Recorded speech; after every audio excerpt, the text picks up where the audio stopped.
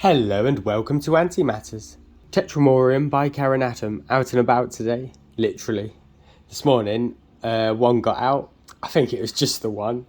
So I got super lucky, but I left the lid ajar. Idiot. So I've had these girls for about 2 or 3 weeks now, and they're great. Their population really does boom. Most species I find don't really show much growth in the first month. The brood pile very gradually grows, and you don't really notice it. These Tetramorium, however, are remarkable. You can sit there and pretty much watch the brood pile grow. So as you can see, when I got them, they had a nice pile of brood. About 2/3 is hidden in the video. So they had quite a lot, but it was mostly eggs and larvae. Well, skip forward a week. They had spread the brood over 2 tubes and were rapidly filling. Well, skip forward a week and they had spread the brood over 2 tubes and they were rapidly filling. My pheidole pallidula boomed, but their complete brood pile isn't much bigger volume wise than the Tetramoriums already. So I watched them like a hawk, and a week later the pile had doubled. There's hundreds of workers in the pipeline. Given ideal conditions, I believe the egg to worker takes about 6 weeks.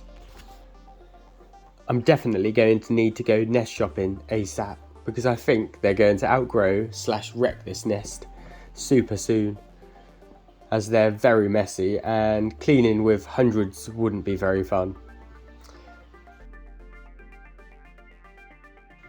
At the moment, I'm hoping to get a Wakushi modular setup. I've already got an S2 starter module ready to go, so I think it'll be a great match. Would be nice to have a fully visible setup of a mature colony eventually. They always seem to end up in natural setups. I'm really hoping with sufficient space outside, they will keep their next nest maybe a little bit tidier. At the rate they consume protein though, there's no time for housekeeping. Their current diet is 2 medium crickets daily, and a mealworm for dinner if they've eaten their crickets. The mealworms are a bit tougher, to take maybe 8 hours to fully consume. The crickets normally last a couple hours though, before they're fully consumed. Their jaws are exceptional at breaking through exoskeletons, and once they're in, it's pretty much gone. As you can see in the brood pile, there's a lot of callow pupae. They're nearly ready to enclose. They never seem to spin cocoons. I'm not sure if that's normal or due to the lack of substrate in the nest. So when I started filming this, I hadn't spotted the queen up to something. I was busy looking at the newborn to the left and all the eyes in the brood pile. Eventually I spotted her. She was definitely doing something. At first I thought she was grooming. To my surprise, it turned out that she was in labour. I've never seen a queen lay an egg before, with my own eyes, and it was pretty awesome. I think she'd been at it for a while, as there were more eggs behind her. The workers continuously checked that she was okay, but didn't seem bothered that she was laying eggs. Occasionally one will inspect the fresh eggs, but none of them help.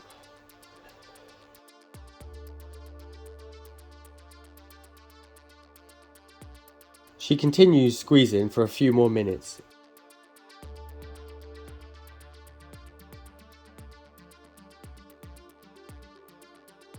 Eventually a fellow queen comes over. She seems to understand what's going on and quickly moves in to lend a hand. At first I thought she was going to eat the eggs, but much to my relief, she gently picked them up and placed them into the unordered scramble of eggs, larvae and pupae. Yes, even their brood pile was messy. I really hope they work on their trash pile skills soon. I've already got enough colonies that don't make trash piles, and it makes cleanup a lot more difficult than a quick hoover of a tidy pile.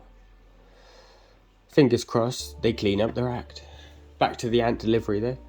I think it's pretty much out by now. She just needs to grab it.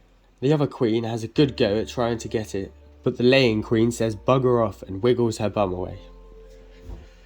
Eventually she tucks her gaster in and nods her head as far as she can and gets it. She places the eggs with her other sisters. Hold up though, notice it was the other queen that moved them. How does this queen know that the eggs are stacked there? Maybe they smell, or maybe she was watching. So after that wonder, I was on cloud 9. But what goes up must come down.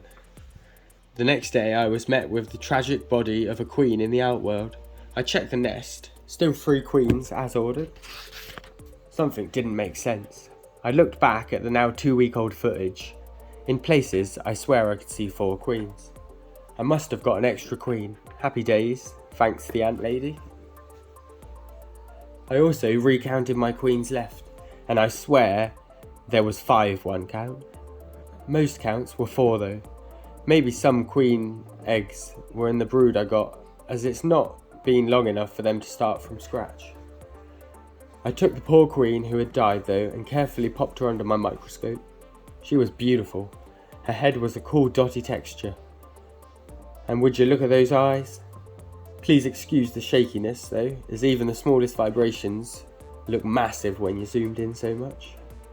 Her body looks super solid though, and her petioles look like mountains. After a very texture-rich body and head, her gaster is glossy black with a tiny yellow/red tip. It's a real shame she died, and it always sucks when a queen passes. But hopefully the future generation will fill the gap she leaves. This species really is beautiful and live up to their reputation as reproductive. Can't wait to see what another few weeks looks like, and I'll keep you all updated on what's going on. It's autumn/winter and the ants are booming. It's my first year keeping overwinter ants and it's great. I'll see you all next time though. We'll likely release another pheidole pallidula update next as they've been super busy. Thanks so much for watching. Bye.